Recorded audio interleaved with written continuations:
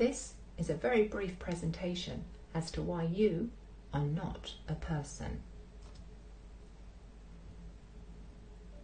To understand how it all works, you first need to understand how contracts work. So a living man or a living woman can contract with another living man or a living woman. A corporation can contract with another corporation. A corporation cannot contract with a living man or a living woman, or vice versa. The government, which is formed of the Crown, the UK, the City of London, the police, social services, they're all profit-making corporations. So how is this corporation telling living men and women what to do? The way they do it is they set up what's called a legal fiction. So when you were born, unbeknownst to your parents, they registered your birth.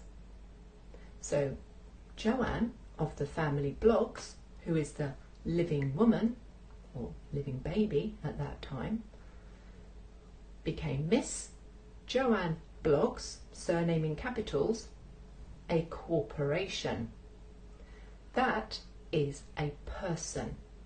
In 1862, the definition of person was changed to mean corporation. It's part of the legalese trickery. So now, the government, the corporation, can now contract with the legal fiction corporation of Joanne Bloggs, in capitals, the person. If you look at letters, fines, etc. that come through the post, you'll see there'll be different variants, but some or all of your name will be in capitals. Those are the various corporations that are set up in your name in order for the government to contract with you. So in order to contract with you, they impose rules, licenses, fines, bills, taxes, regulations. They are all contracts between the corporation of the government and the corporation of your legal fiction. For a contract to be valid, there are certain rules that need to be abided by. Firstly, the parties must be competent to contract, so they must be of the age of consent, they must be mentally able, and they must be free to contract between legal or lawful entities. There must be free and genuine consent, so that consent has not been obtained by fraud, deceit, coercion or mistake. There must be full disclosure, providing all material information that may influence the decision on both parties' behalves. There must be valuable consideration, so something of value needs to exchange between both parties. There needs to be certainty of terms. Those terms and conditions are fixed and they're unable to be changed without agreement. There must be a meeting of minds. So when those parties recognise and comprehend their obligations. There must be signatures or autographs in wet ink as recorded evidence of reciprocal consent. If the contract is between a living man or a living woman and another living man or living woman, then it's an autograph.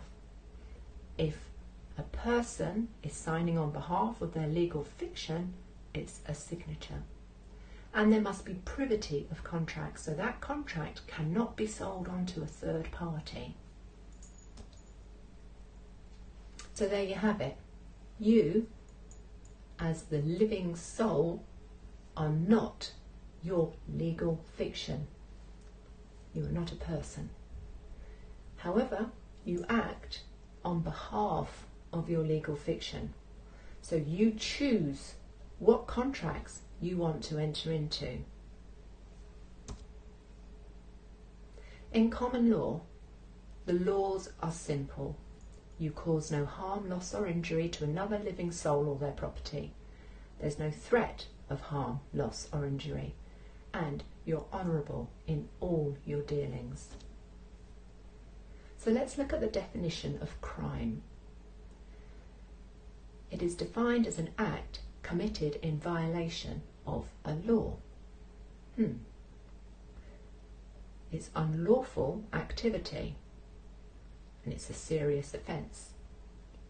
So if you've forgotten to get insurance on your car, or you've forgotten to sawn it and you get sent a fine, who have you caused harm, loss or injury to? It's not actually breaking a law, it's breaking a rule. Those rules only apply to persons. If you look at every single piece of legislation that's been issued by the government, by Parliament, it only applies to person. You will not find the word man or woman in there, because they cannot impose it on living souls. So think to yourself, where is the victim? So your legal fiction becomes a member of the Society of the UK Corporation. So you have to follow the rules of that society? Well, your legal fiction does. Let's look at this with a different perspective. You have a Tesco club card, for example. As a club card holder, you are a member of the Society of Club Card Holders. So Tesco's have just announced that they've come up with a new rule. You can only eat on a Wednesday if you eat in a Tesco's cafe. You have a club card, their board has scrutinised and ratified the rule, so you've got to do what they say. Do you? No, you're not your club card. By the same token, you are not your legal fiction. However, you can't just ignore something that's been imposed on you. If you don't respond, i.e. if you exercise your right to silence, which is another trick by the way, it's considered tacit acceptance. You must rebut. You have to state that what they're saying is not true. So if you need to rebut face to face, so say for example a police officer is trying to impose a fine on you, that fine is an invitation to contract. That's how you have to look at it. So all you say is, I do not consent.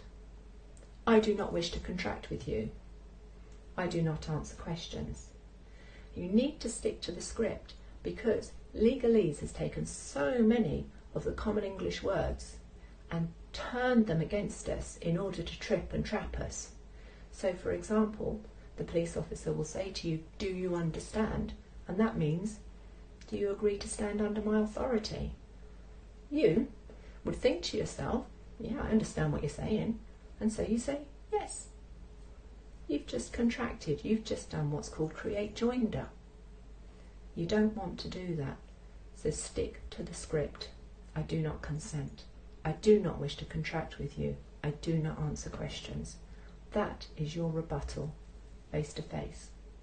If you get something in the post, again, you need to rebut it.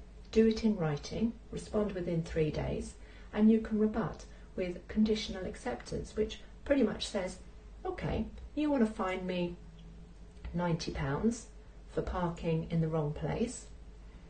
Prove to me that we had a contract, that I agreed to the terms of that contract. Prove to me that me, as a living man or a living woman, am liable, because actually they're fining your legal fiction, not you.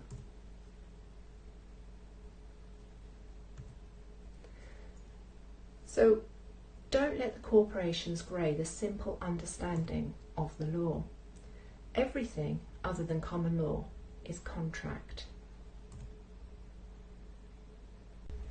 Of course, if you do actually break a law and create a victim, so you do cause harm, loss or injury or threat to another living man or woman, then you are breaking the law, and they are able to deal with you in that way. But everything else, that is contract. Thank you for listening.